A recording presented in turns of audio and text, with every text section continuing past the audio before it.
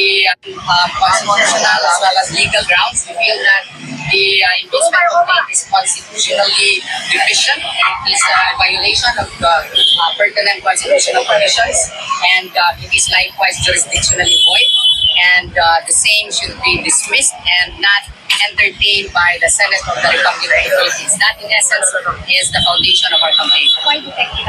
It is very defective because first, it did not consider the three priorly filed impeachment complaints.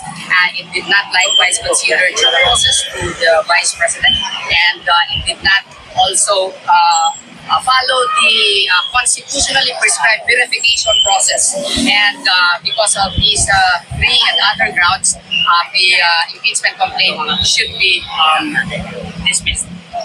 And not entertained rather. A few moments later.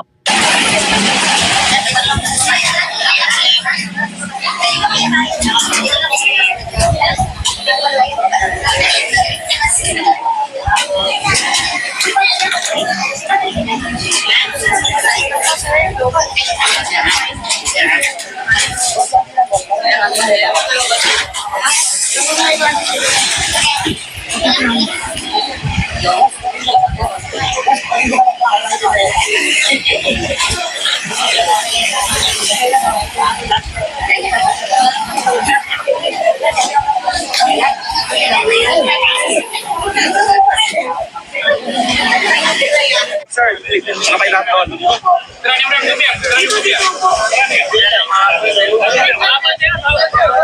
Ang dami pong mga kapatid na mga Muslim na viewers ko ngayon.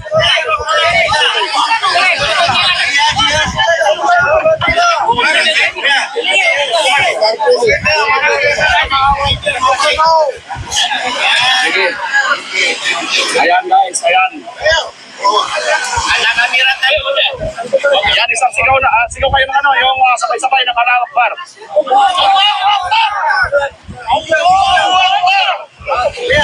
Ayan, video. Ayan mga kababayan. Takbir! Takbir! Takbir!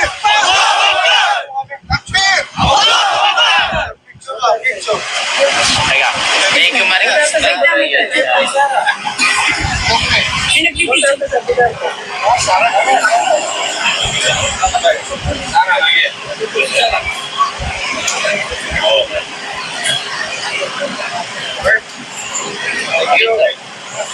Thank you. Yan. Thank you. Syukran mga kapatid. Sopran. Yan mga kababayan, sa narinig po natin ng mga leaders po, no? Ano yan? Nakakamangha po ito dahil Binukuha ng mga business. Convenience. Business yan. May mga business lahat yan. Sarap tingnan sa mga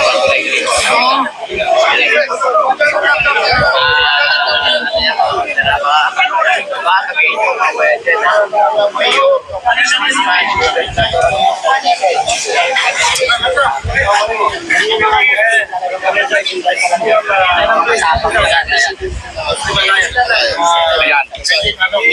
Yeah, sige. Mensahe lang ng ating presidente ng Muslim Alliance. At ako sir, bago kayo magmensahe, no? Namanga ako dahil yung kanina kay engineer, ngayon lang pala ito nabuo yung alliance ninyo. No? So parang namanga ako dahil ito first time pala pero ganito na kayo karami. Take note, hindi po pala kayo magkakaiba po palang tribu ito. Magkaibang grupo. Sige sir, mensahe nyo na lang po sir. Mensahe ko lang, sa lahat, magandang tanghali po sa lahat ng nanonood sa atin.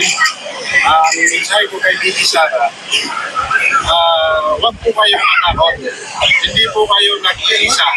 Nandito po ang Muslim Alliance na susuporta sa iyo kahit saan kayo mapunta.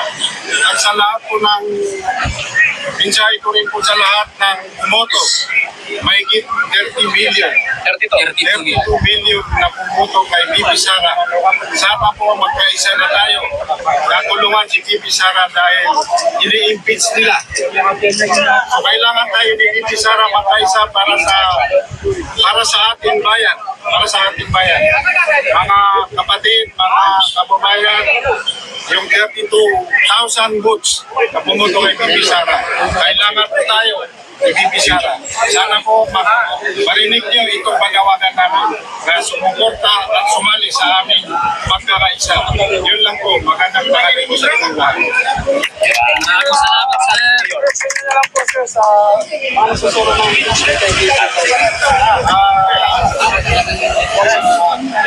Susulong ng impeachment ni PBB Sara. Sana po magpakanakiso na kayo.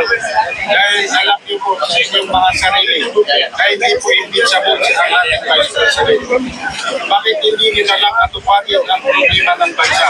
Marami nang nakawang ngayon, kaliwat kanan ng nakawang. Bilyon na niya magnanakaw sa gobyerno. Yun na lang ang i-impeach ninyo. Huwag lang kung PBB Sara. sir, mensahe nyo sa pamunuan ng House of Representatives.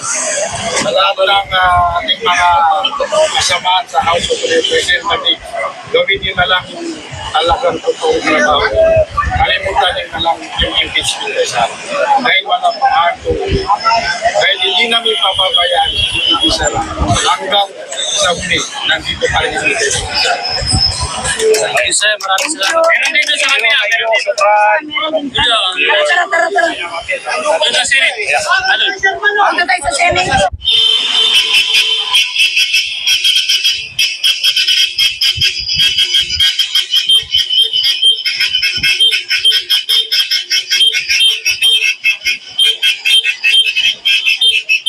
Kung tayo mapapasunan ng mga kababayan,